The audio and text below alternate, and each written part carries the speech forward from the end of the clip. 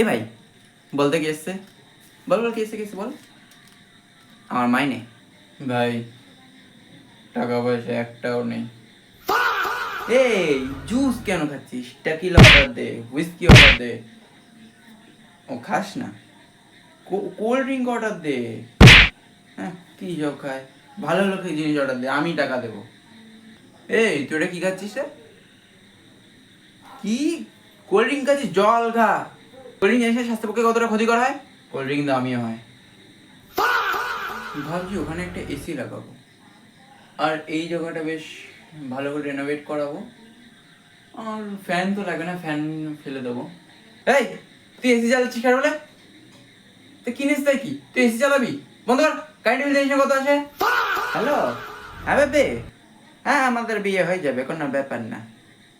না না না না না, আমার মাইনে ঢুকে গেছে, বিয়ে হয়ে যাবে এবার।